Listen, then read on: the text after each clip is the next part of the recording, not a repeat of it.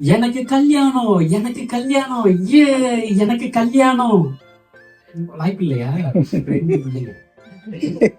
வாய்ப்பு இருக்குது. நன்றி. இதுதான். இங்க யாருக்கெல்லாம் கல்யாணம் ரொம்ப பிடிக்கும்?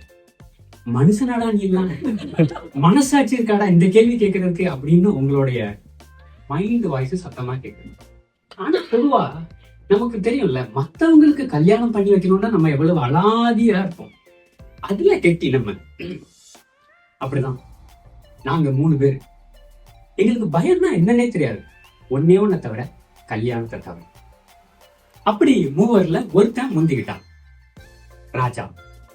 அவனுக்கு கல்யாணத்துக்கு கல்யாண மேடையில பட்டு வேட்டி பட்டு சட்டை அப்படியே எம்ஜிஆர் மாதிரி தகன்னு பண்ணிட்டு இருக்கிறான்.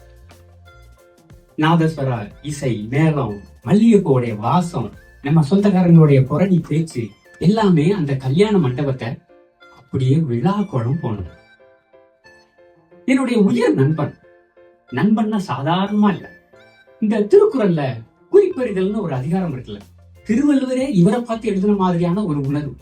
ஏன் அப்படின்னா, நம்ம முகத்தை பார்த்து என்ன உணர்வுல இருக்காங்க, நாம பேசக்கூடிய ஒரு முதல் வார்த்தையில என்ன மாதிரியான உணர்வு, இப்படி பிரதிபலிக்கக்கூடிய ஒரு உயர் நண்பன். இன்னொருத்தர் அவனுடைய முகத்தை பார்த்தாலே நமக்கு ஒரு சிரிப்பு வரும். அப்படி ஒரு சூதுவாதி இல்லாத ஒரு பச்சை புள்ள.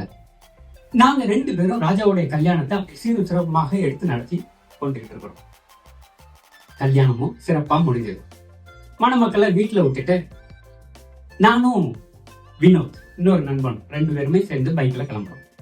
கிளம்பும் போதே சொல்றான், மச்சான் சீக்கிரம் கிளம்புங்க வீட்டை விட்டு, அப்புறம் ஏதோ ஒரு பூஜையில கரடி பூந்த மாதிரி இருக்குமே அப்படின்னு சொல்லிட்டு அன்னைக்கு நைட்டு நாங்க 2 பேரும் நள்ளிரவுல கிளம்புறோம். சென்னையினுடைய அமைதியில நானும் என் நண்பனும் பைக்ல போயிட்டு இருக்கிறோம். மச்சான் எப்படியோ ராஜா செட்டில் ஆயிட்டான், அடுத்தது நீதானே அப்படின்னு என்னைய பார்த்து கேட்காரு. நமக்கெல்லாம் யாரா பொண்ணு தருவாரு, இந்த பாருங்க வாய்ப்புள்ள ராஜன் வேற சொல்றாரு. அதுவும் அவருக்கும் தெரியும் 2 பிள்ளை அப்படின்னு. இந்த மாதிரி தானே அவனும், மச்சான் உனக்கெல்லாம் யாரா பொண்ணுக்கு கொடுப்பா, அதுவும் நீலாம் 6 பேக் வச்சிருந்தேன் வச்சு இருந்தேன், இப்ப இல்ல, அது இப்ப பேக் பேக்கா மாறி பின்னாடி இருக்கு. அந்த மாதிரி நாங்க 2 பேரும் அப்படியே அமைதியா சென்னை மாநகர பேர் அமைதியில போயிட்டு இருக்கோம். பட்டா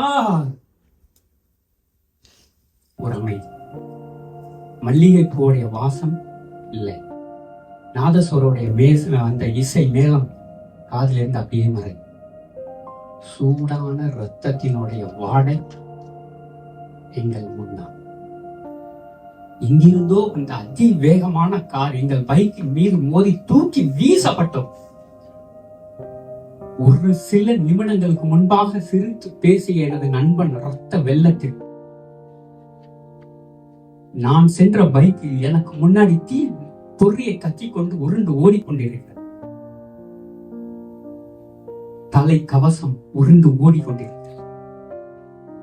ஒரு சில நிமிடங்கள் என்ன நடக்கிறது என்பதே தெரியாமல் மயக்க ஒரு நிலையில 2 பேர் கிடக்கும். முதல் முறையாக வாழ்க்கையில் மரணத்தை கண்ட ஒரு நாள், அதிலும் உயிர் நண்பனுடைய மரணம் என் கண் முன்னாடி. இந்த நிலையை கண்டால் அவனுடைய பெற்றோரோ எனது பெற்றோர்களோ அல்லது புதிதாக கல்யாணமான அந்த நண்பனின் மனநிலையோ என்னவாகும்? 1 கோடி பேர் வசிக்கிற அந்த மாநகர்ல ஒருவர் கூட அந்த நேரத்தில் இடித்து கொண்ட கார் ஒரு 10 அடி தள்ளி நின்று 4 இளைஞர்கள் ஓடிவிட்டார். மச்சான் உயிர் போற நிலையில இருக்குது. இன்னொருவன் மருத்துவமனை தள்ளிட்டு போயிடலான்டா, எப்படியாவது காப்பாத்திடலான்டா. இன்னொருவன் ஒருவர் போலீஸ்ல நம்ம மாட்டிக்கிட்டா, மது போதையின் அவர்களுடைய மனிதாபிமான கதவுகள் அடைக்கப்பட்டது. அதிகாரத்தின் உச்சம் அவர்களை அப்படியே பயத்தில் ஓட விட்டது. காரை எடுத்துக்கொண்டு தப்பி விட்டார்கள். கிட்டத்தட்ட 1 மணி நேரம் எங்களை ஒரு 10 கார்கள் கடந்து கொண்டிருக்க, ஒவ்வொரு காரினுடைய வெளிச்சமும் எங்கள் மீது படும்போது யாராவது ஒருவர் மனதை இறங்கி காரிலிருந்து இறங்குவார்களா அப்படின்னு பார்த்தால் ஒருவர் கூட இல்லை. நமக்கு ஏன் வம்பு, இந்த ஒற்றை வார்த்தை 2 உயிர்களை விட பெரியதாக உள்ளது. எங்கிருந்தோ அந்த ஒரு முதியவர் நம்பிக்கையை கொடுத்து எனது தலையை அவர் மடியில் வைத்து, தம்பி பயப்படாது. அந்த ஒற்றை வார்த்தை, ஐயா என் நண்பன், என்னால் சொல்லவும் முடியாமல், விழவும் முடியாமல், அழவும் முடியாமல் அவர்களுடைய மடி. ஒரு சில நேரத்தில் நான் விழித்து பார்க்கும் பொழுது மருத்துவமனை. எனது நண்பன், புதிதாக கல்யாணமான எனது நண்பன் ராஜா எனது கைகளை பிடித்துக் கொண்டு அழுது கொண்டிருக்கிறார். அனாதை பிணமாக எனது வினோத், யாருமே இல்லாத ஒரு இடத்துல அனாதை பிணமாக இறந்து கிடக்க. நண்பர்களே, சாலையில் ஏதாவது ஒரு விபத்தை நீங்கள் பார்த்தால் தயவு செய்து இந்த கடிகாரத்தை பார்க்காமல் துடித்துடித்துக் கொண்டிருக்கும் அந்த இதயங்களை பார். துடித்துக் கொண்டிருக்கும் அந்த இதயம் ஏதோ ஒரு கனவுகளுக்காகவும் அவர்கள் குடும்பத்திற்காகவும் போராடி கொண்டிருக்கிறார். அதில் நான் கற்றுக்கொண்டப்பா, 10 பேர்களில் அல்லாமல் அந்த முதியவர் போல உங்கள் மனிதத்தை, உங்கள் மனிதாபிமானத்தை அன்பின் வெளிச்சமாக மாறும். இன்று நான் இருக்கிறேன் இந்த இடத்தில் அப்படின்றால் அந்த முதியவரின் மனிதாபிமானம்.